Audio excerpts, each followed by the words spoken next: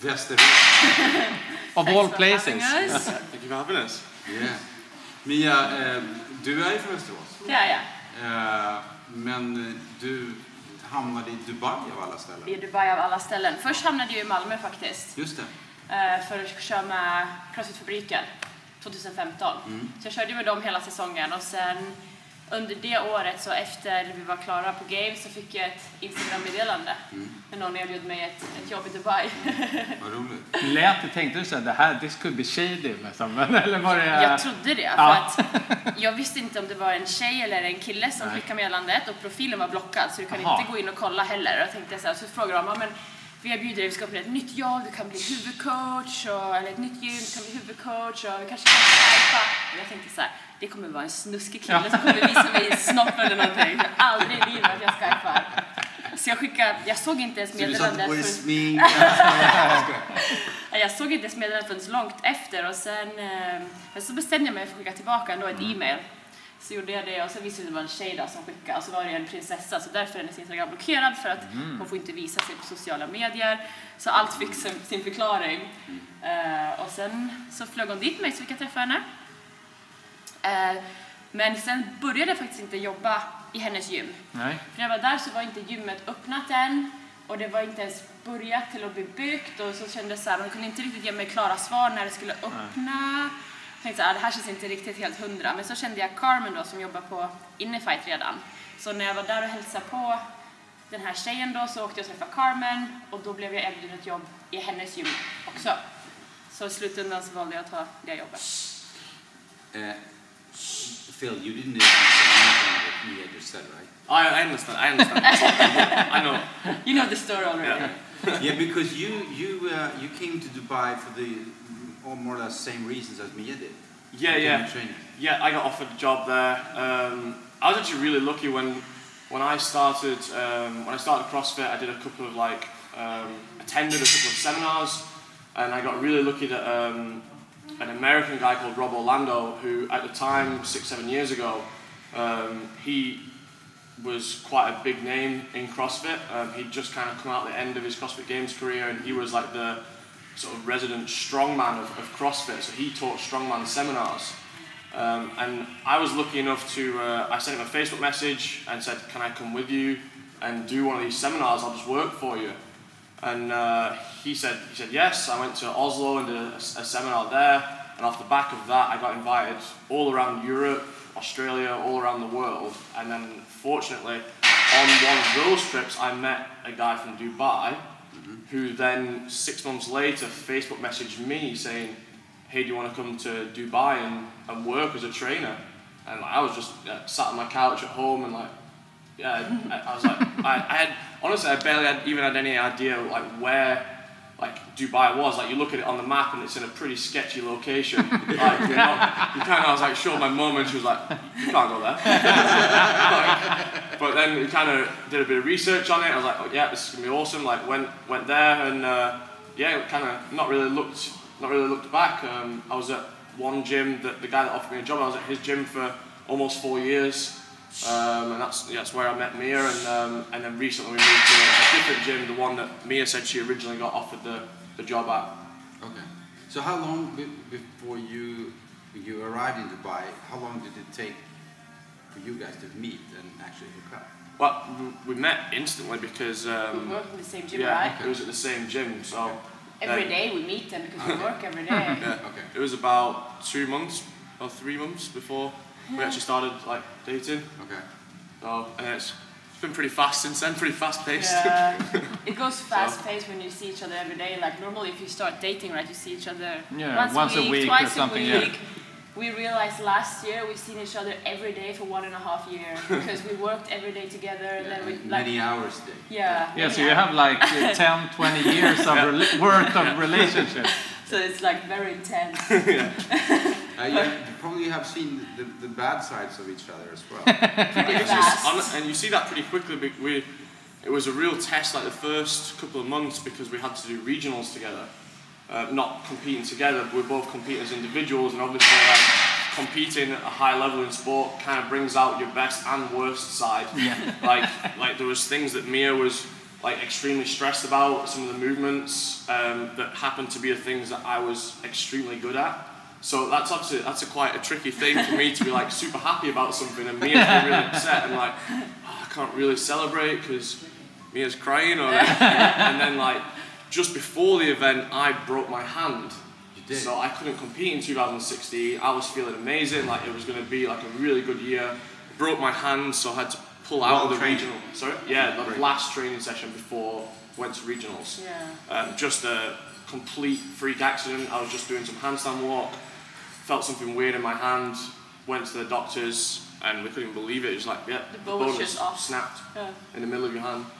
So then obviously to deal with that then, like I had to go with her and support her and I had a cast on my hand and obviously probably wasn't a very good person to be around, but it was some good early tests in the relationship that we knew it was gonna work. But have you had any, I mean, now when you have actually had this wrist injury, could you make some use of your experience with the broken hand? Did you have any pointers on how to... I guess what I do, I write like Mia's training, apart from her like weightlifting, which is done by a lifter, but like all the CrossFit stuff. So I can kind of use some of the things that I did when I broke my hand, but on it, like, yeah, she's a big enough and mature enough athlete to know that, like, the one thing that if Mia has a hand injury on a right hand, I don't want her to go and the one thing I hate is I see people who's got a cast on their arm and they're in the gym doing left-handed bicep curls because like, oh, I can do whatever you can, which is really like I think is kind of stupid because you're going to end up overdeveloping one side. As soon as you get that cast off or as soon as her wrist is good, she's going to have a horrible imbalance left to right and she's probably going to end up injuring her hip or her knee or her ankle or something like that. So it was just kind of keeping calm and just knowing like, okay, the injury's going to go away, just have some patience, do some squats. And so that's actually a great general training advice because people, many times you see exactly that you have some injury, one knee or a shoulder and something, and people say, oh, I'm going to work around it, I'm going to do everything I can, and they tend to work the other side really, really hard, and like you say, they run the risk of injuring something else once the injury is healed. Instagram can be horrible for that. Like you see a lot on Instagram, like people who have almost a full leg cast and they're sat on a rowing machine with one leg like braced there and rowing like, with one half of the body, and it's like, how are you not expecting that when you get that leg cast off, there's not going to be, you've not created some imbalance. Like the hardest thing for me when I broke my hand was knowing like, okay, you can now train 45 minutes to an hour a day, 4 or 5 days a week, and that's it. Like because then when you get it off, like you're going to be fine. And I was like I got the cast off, and within a few months later, I was back hitting my equal PR snatch. Yeah. And it like. You just got to be a little bit patient when you've got injuries and not get overexcited when you see Instagram people kind of doing all this silly stuff. Like you don't really, all you get is a 15-second clip. You don't really see the full picture. See, we talked about you guys dating and so on. Could it be now, for instance, when you're going to compete at Tyngre Tango, you compete as a couple? Do you think that you guys might have an advantage knowing each other so well, each other's strengths and weaknesses, and how you work mentally, and what to say, and perhaps more importantly, what not to say, and so on? Do you think it's an advantage? We had a good test for that in Switzerland, didn't we? We did our first competition together in Switzerland last year. Yeah. And the first event was really good. It was like swimming and ski. We did awesome. And then the second event, we were gonna run in the mountains. Yeah. And I'm already not a good runner, right? And then in the mountains, I had some breathing issues with the altitude as well. And it was like I could not run. I was walking because I could not breathe. And Phil was like, "Come on, let's go." I was like, "I'm trying." He's like, "You're not." And I was like, "Shut up." I wasn't trying. He's like, "Try harder." And I said, "Then you drag me." And he's like, "Fine, I will." Just stand up, Phil. So literally, it was like this because it was so deep uphill, right? I was like this. It's not a joke. This is 100% true. For 400 meters, like that. And then I started to feel bad, so I started to like encourage him like this. I was like, "Good job, Phil." He's like, "What?" I was like, "Good job. Keep going." And I guess we're still And together. you were calling him, you're not trying. Exactly. Try harder. Drag me harder. But we took third in that competition, which was good. Like, and I think it definitely did help that we'd spent so much time. We could also train together. Yeah. Like, we didn't particularly do that much training building up to it, but we did like practice a few things, and you do get used to.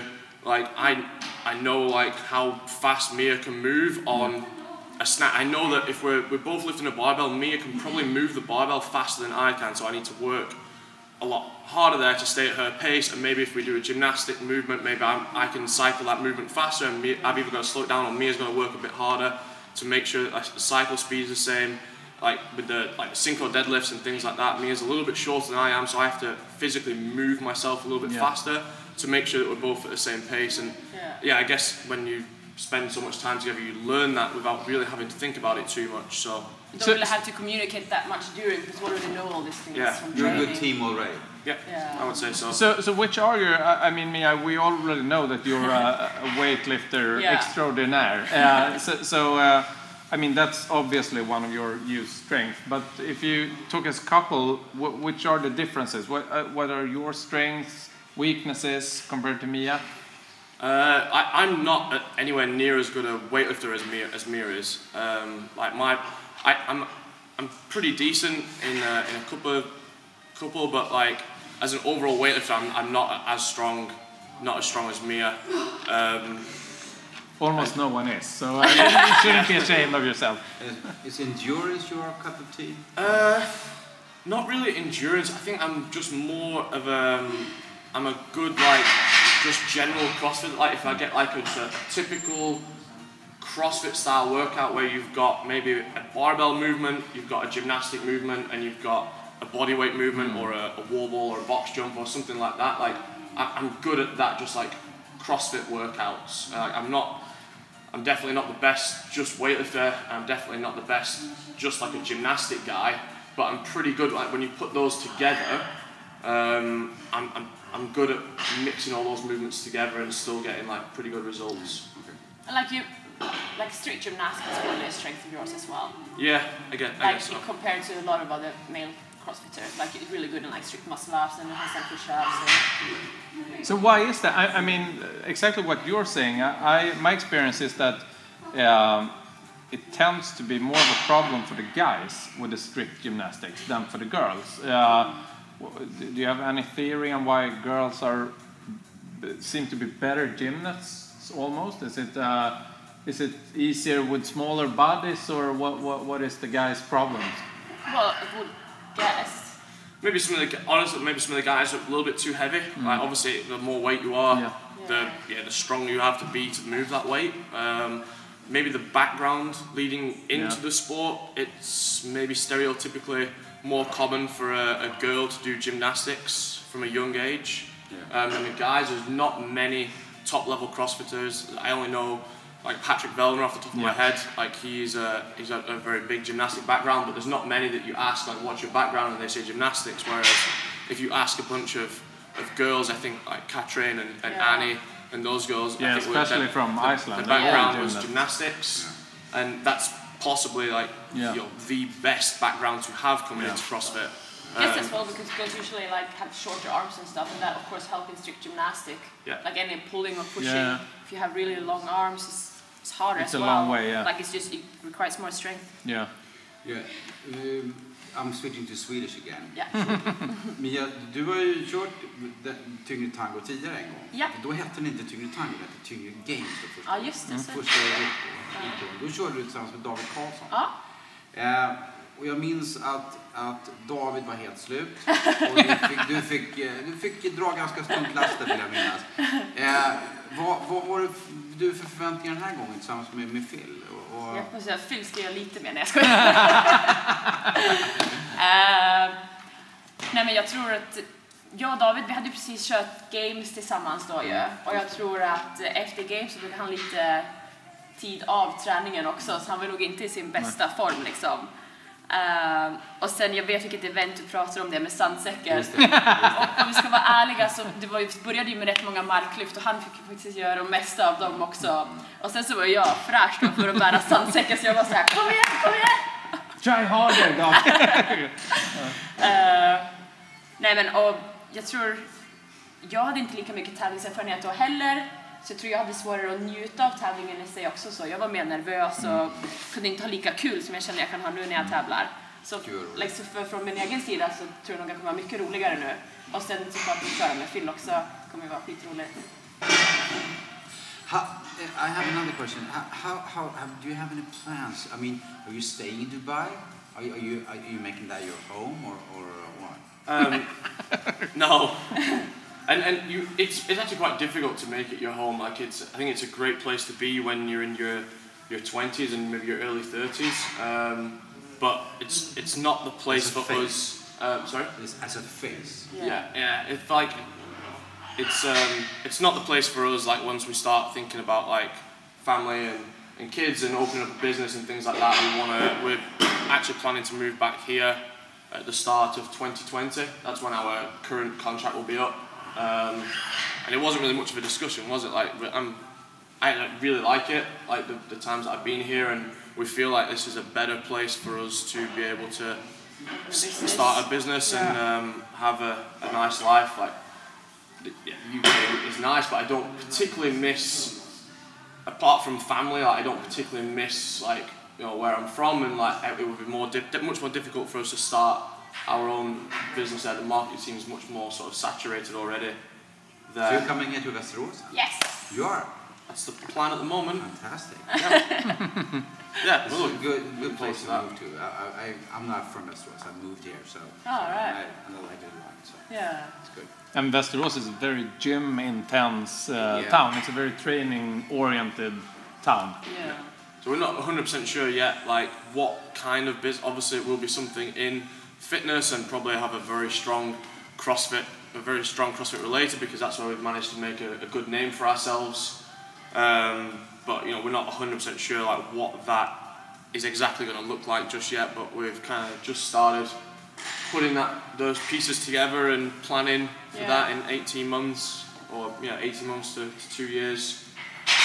Start developing that into a little business, which will be really fun. Excited about. Great. Perfect. And what's your goal now for the Tyngre Tango competition? Obviously, you don't know all the couples yet, but is it? Do you aim for a victory, or what would be? Of course. Yeah. Phil hates losing more than anyone I know, even to me. If I'm about one time we did a qualified workout. And I was beating him, and I can hear he's like, yeah, Mia, come on. And then he realized I'm going to go fast. He's like, 12, 13, 15. It's like, get angry because I'm about to. That was a lucky repetition. I must say that during the workouts we did here today, I must mention that Mia, you were probably the winner. So I got nothing to say.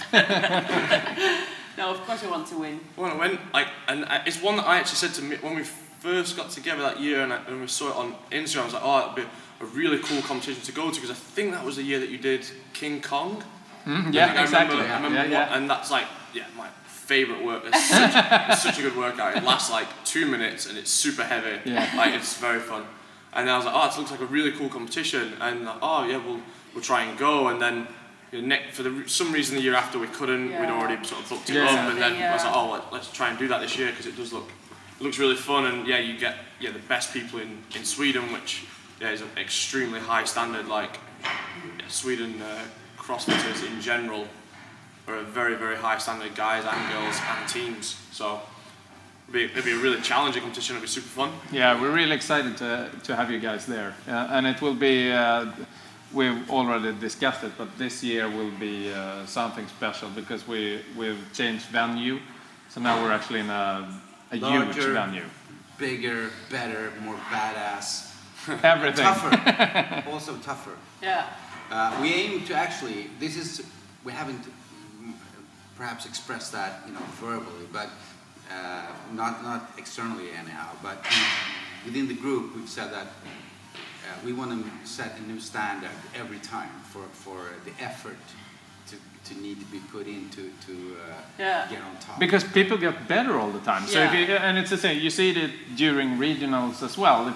If you just the movement from years past are not that challenging because the sport is so young, so the level keeps the bar keeps being raised. So. And also, there's not that many contests or competitions that actually only have the top elite athletes. No, it's cool to go to like those invitational kind of events, because then you guys can put the standard so high as well. You don't have to think about the guys that maybe can do a muscle up or that maybe can snatch 50 kilos. Like you can just we expect these guys to do this. Yeah, we're gonna put them through because it. That's the problem when we have, for instance, an open competition. Yeah.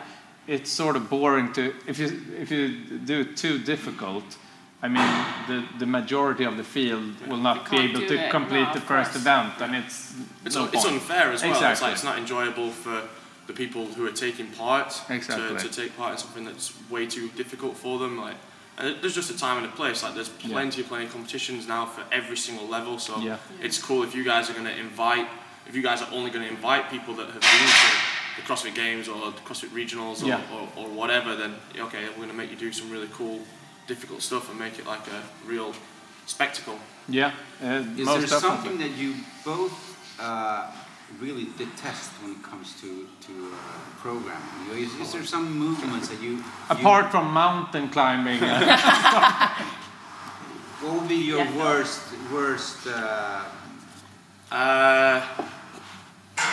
I am not very good at walking on my hands. Pretty average at that, and I'm not very good at any sort of split jerks, putting a heavy weight over my head. Don't have great mobility. Those things kind of go hand in hand, the handstand walk and the jerks. So that for me is those two things are not great. I can do it to a good enough level that I can get myself to whatever competitions and things like that. But I know I'm never going to be that good, so I've got to make up for it in. Definitely got to make up for it in other stuff, yeah. And if you as a couple would have your, what would be the dream event that would have you salivating and feel that this one, we got this one? I think a clean ladder would be good. Yeah, that would be really good.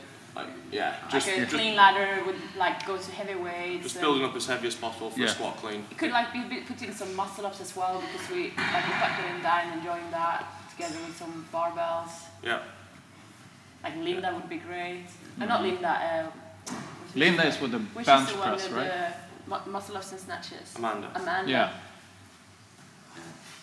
And Mia, in Swedish, jag vet att hela CrossFit Sverige har varit lite oroliga. Hur är det med handleden nu? Är du redo till hösten? Det var många som hade hoppats på att du skulle köra SM i tyngdlyftning. Ja. Vad är status idag? Status är, jag kommer inte köra SM i tyngdlyftning, för det är inte bra nog men den börjar familjen är ju ändå representerad. Familjen är representerad från Ida, så det hoppas vi på ett guld. Men jag känner att den börjar redan bli mycket bättre, så jag kommer garanterat vara redo för hösten och tyngre. Ja, vad roligt. Vad kul. Ja, vad härligt. Thank you guys, it's been a pleasure. Thank you. Yeah. Great job. Thanks so much.